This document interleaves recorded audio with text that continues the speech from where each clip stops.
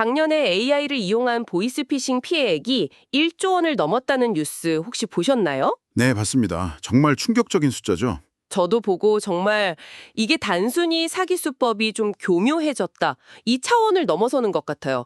이제는 거의 뭐 금융 시스템 전체를 위협하는 수준이 된 거 아닌가 이런 생각까지 들더라고요. 맞습니다. 오늘 저희가 함께 뜯어볼 자료가 바로 이 지점을 다루는 한국금융권의 AI 동향에 대한 최신 리포트인데요. 이걸 쭉 읽어보니까 정말 재밌더라고요. 아, 그렇죠. 한쪽에서는 AI를 미래 먹거리로 보고 막 수천억 원씩 쏟아붓고 있는데 다른 한쪽에서는 바로 그 AI 빼군에 벌어지는 역대급 범죄와 전쟁을 치르고 있는 거죠. 네, 그야말로 양날의 검, 인셈이죠. 맞아요. 이 양날의 검을 금융사들이 지금 어떻게 쓰고 있는지 그 속내가 다 보이더라고요. 네, 보내주신 자료들을 보니까 정말 정부, 대형 은행, 핀테크, 또 보안업계까지 모두가 이 AI라는 거대한 파도에 올라타거나 아니면 휩쓸려 가지 않으려고 발버둥치고 있었어요. 그렇죠. 그래서 이번 시간에는 이 자료들을 바탕으로 AI가 어떻게 금융의 기회이자 동시에 가장 치명적인 위협이 되고 있는지 그 거대한 흐름의 핵심을 제대로 한번 짚어보려고 합니다. 좋습니다. 그럼 가장 피부에 와닿는 위협, 바로 범죄 이야기부터 시작해보죠. 피해액 1조 원. 아유, 정말 어마어마한데 요즘엔 딥페이크 기술까지 더해져서 목소리는 물론이고요. 네, 영상통화로 얼굴까지 보여주면서 돈을 요구한다면서요. 맞습니다. 그런데 사실 더 무서운 건 그 배경에 있는 데이터 유출 문제입니다. 데이터 유출이요? 네, 자료에 이런 내용이 있더군요. 모의 해킹을 해봤더니 무려 5천만 건의 주민등록번호가 유출될 수 있었다고요. 5천만 건이요? 네, 이게 만약 실제 상황이었다면 그리고 그 정보가 AI 딥페이크 기술이랑 결합된다면 어떻게 될까요? 와, 그냥 불특정 다수한테 무작위로 전화하는 게 아니고요.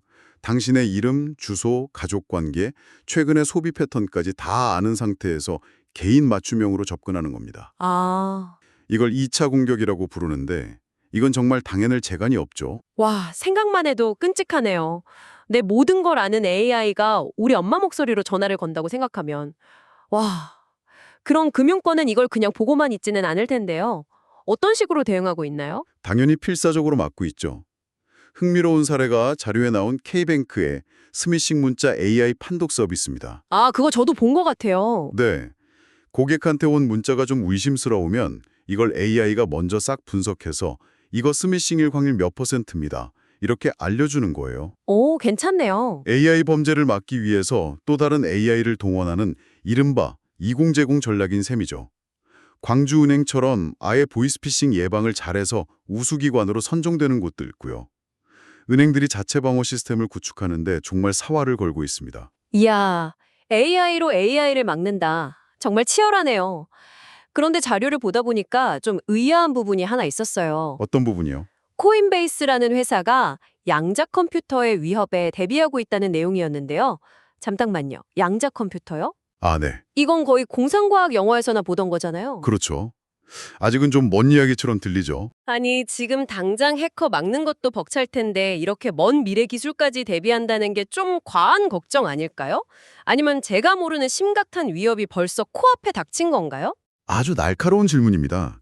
사실 이게 이번 자료에서 가장 섬뜩하게 느껴질 수 있는 부분이에요. 섬뜩하다고요? 네, 양자 컴퓨터가 만약에 상용화되면 지금 우리가 쓰는 거의 모든 암호체계, 특히 비트코인 같은 블록체인에 기반이 되는 암호 기술이요. 네네. 이게 그냥 종이장처럼 뚫려버릴 수 있거든요. 와. 코인베이스가 선제적으로 양자내성 암호라는 걸 준비하는 건 단순히 기술을 업그레이드하는 차원이 아닙니다.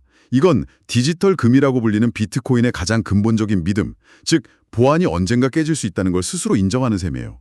아. 지금 우리가 당연하게 여기는 디지털 자산의 가치가 우리가 모르는 사이에 기술 발전 하나로 순식간에 휴지 조각이 될 수도 있다는 거죠. 와. 이건 정말 차원이 다른 이야기네요. 해킹을 막는 수준이 아니라 디지털 자산의 가치 기반 자체가 흔들릴 수 있다. 바로 그겁니다. AI 범죄를 막기 위해 또 다른 AI를 동원하는 현재의 싸움도 치열한데 미래에는 더 엄청난 위협이 기다리고 있다는 거네요. 그런데 이렇게 막대한 비용을 들여서 방어에만 집중하는 건 아니겠죠? 물론이죠. 이 무서운 기술을 역으로 활용해서 돈을 벌려는 훨씬 더 공격적인 움직임도 당연히 있을 것 같은데요? 바로 그겁니다. 동전의 다른 면이죠. 신한금융이 무려 3,500억 원 규모의 펀드를 만들어서 AI 고속도로를 구축하겠다고 선언한 게 대표적입니다. AI 고속도로라니 표현은 정말 그럴듯한데요. 근데 솔직히 말해서 이런 거창한 구호가 처음은 아니잖아요. 하하, 맞습니다. 일각에서는 그냥 요즘 유행하는 AI에 편승해서 보여주기식으로 투자하는 거 아니냐 이런 비판도 있을 것 같아요. 실제로 이게 얼마나 실효성이 있을까요? 좋은 지적입니다. 하지만 이번엔 좀 다르다고 보는 게 진옥동 회장이 이걸 미래산업 인프라 설계라고 표현했어요. 미래산업 인프라 설계. 네, 단순히 은행 앱에 챗봇 한 넣는 수준이 아니라는 거죠. 금융뿐만 아니라 에너지, 물류 같은 다른 산업 분야의 기업들도 이 고속도로에 올라타서 마음껏 AI 기술을 활용할 수 있게 판을 깔아주겠다는 겁니다. 아, 과거에 은행이 기업에 돈을 빌려주는 역할만 했다면 이제는 AI 시대를 이끌어가는 설계자가 되겠다는 야심을 드러낸 거죠. 그러니까 은행이 데이터와 AI 기술이라는 새로운 형태의 인프라를 제공하는 플랫폼이 되겠다. 바로 그겁니다. 흥미롭네요.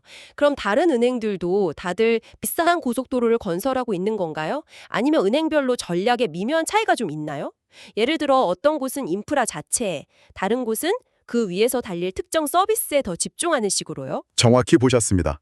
큰 그림은 비슷하지만 각자 주력하는 분야가 조금씩 다릅니다.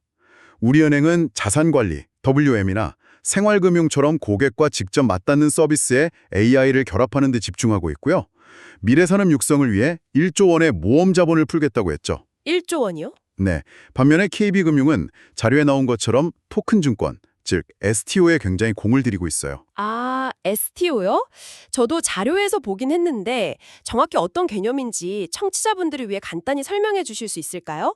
부동산이나 미술품 같은 실물 자산을 주식처럼 잘게 쪼개서 거래하는 기술 맞나요? 네, 바로 그겁니다. 은행 입장에선 완전히 새로운 시장이 열리는 거예요. 새로운 시장? 네. 이전에는 대출이나 예금이 주 수입원이었다면 이제는 세상의 모든 가치 있는 것들, 예를 들어 강남의 빌딩 한 채, 유명 작가의 미술품, 심지어는 K-팝 아이돌의 음원 저작권까지 이걸 잘게 쪼개서 금융상품으로 만들어 중개할 수 있게 되는 거죠. 와, 이 모든 과정에 AI 기반 분석과 자동화 기술이 필수적이고요. NH농협은행은 한 발 더 나아가서 LG CNS랑 손잡고 에이전틱 AI를 도입하고 있는데 이건 마치 스스로 생각하고 여러 업무를 처리하는 AI 비서를 만드는 것과 같습니다. 이야. 4대 금융지주 모두가 AI를 이제는 미래 생존의 문제로 보고 각자의 방식으로 베팅하고 있는 겁니다. 대형 은행들이 각자의 스타일로 AI 고속도로라는 판을 깔고 있다면 그럼 그 위에서 달릴 자동차들도 있어야 할 텐데요. 자료에 나온 DSRV나 헥토이노베이션 같은 핀테크 기업들이 바로 그런 역할을 하는 거겠군요. 맞습니다. 아주 좋은 비유입니다. 대기업이 인프라를 구축하면 혁신적인 핀테크 기업들이 그 위에서 전에 없던 새로운 서비스를 만들어내는 생태계가 만들어지고 있는 거죠. 아, DSRV는 금융기관을 위한 AI 에이전트 기술을 고도화하고 있고 헥토이노베이션은 앞으로 달러 같은 화폐의 가치를 고정한 스테이블 코인 활용이 늘어날 테니 관련 인프라와 보안 시장을 선점하려고 준비 중이고요. 이렇게 기회와 위협이 동시에 폭발적으로 커지니까 이걸 관리해야 하는 정부나 금융당국의 역할이 정말 중요해지겠네요. 심판의 역할이랄까요? 그렇죠. 정말 중요하죠. 그런데 자료를 보면 당국도 꽤 골치가 아픈 것 같아요. 네, 딜레마가 많습니다. 한쪽에서는 AI 수혜주 덕분에 증시가 들썩이는데 다른 쪽에서는 투자자 보호는 어떻게 해야 할지 막막해하고 있고요. 가장 큰 딜레마가 바로 방금 언급된 스테이블 코인 규제입니다. 스테이블 코인. 네. 당국이 이걸 지급수단으로 봐야 할지 아니면 금융상품으로 봐야 할지 결정을 못하고 있어요. 그게 그렇게 중요한 문제인가요? 이게 아주 중요한데 만약 돈처럼 지급수단으로 본다면 송금이나 결제에 대한 규제를 받아야 하고요. 주식 같은 금융상품으로 본다면 투자자 보호 규제가 훨씬 더 강하게 적용되거든요. 아, 어떻게 정해야 하느냐에 따라 세금부터 규제 수준까지 모든 게 달라지니까 정말 신중하게 접근할 수밖에 없는 거죠. 규제가 실제로 시장에 적용된 사례도 있더군요. 바이낸스처럼 국내에 신고하지 않은 해외 가상자산 거래소 앱을 구글 앱 마켓에서 퇴출시켰다는 내용이요. 이건 꽤 단호하고 확실한 조치처럼 보이는데요. 겉으로 보기엔 그렇죠. 하지만 기술은 언제나 규제를 우회할 길을 찾아냅니다. 공식 앱마켓에서 막으면 이용자들은 APK라는 설치 파일을 인터넷에서 직접 다운로드해서 설치하거나 VPN으로 국가 설정을 바꿔서 접속하면 그만입니다. 아, 방법은 다 있군요. 그렇죠. 근데 문제는 이 경우 공식적인 검증을 거치지 않았기 때문에 그 앱 안에 해킹 프로그램이 순발려 있을지 알 수가 없다는 겁니다. 와, 그게 더 위험하네요. 네. 결국 한쪽을 누르니까 다른 쪽이 부풀어 오르는 풍선 효과가 나타나는 셈이죠. 제가 아는 한 개발자는 이런 말을 하더군요. 네. 정부가 정문을 닫으면 우리는 뒷문을 열고 뒷문을 막으면 창문으로 들어갈 뿐이다. 기술의 발전 속도를 지제가 따라잡는다는 게 현실적으로 정말 어려운 문제입니다. 그래서 금융당국도 한편으로는 자료에 나온 ASAP, 그러니까 보이스피싱 대형 AI 플랫폼 같은 기술 개발을 지원하면서 AI 활용을 장려하면서도 다른 한편으로는 가상자산 시장의 위험을 통제하기 위해 새로운 규제의 틀을 짜야 하는 그야말로 아슬아슬한 줄타기를 하고 있는 상황입니다.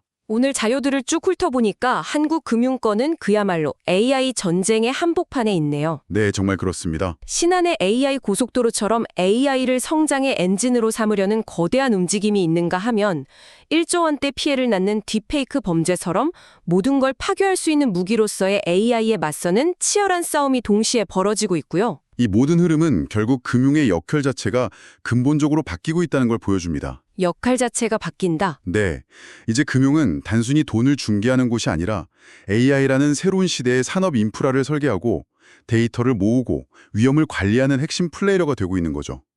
AI 기술을 어떻게 활용하고 통제하는지에 따라 미래 금융시장의 승자와 패자가 갈릴 겁니다. 그러게요.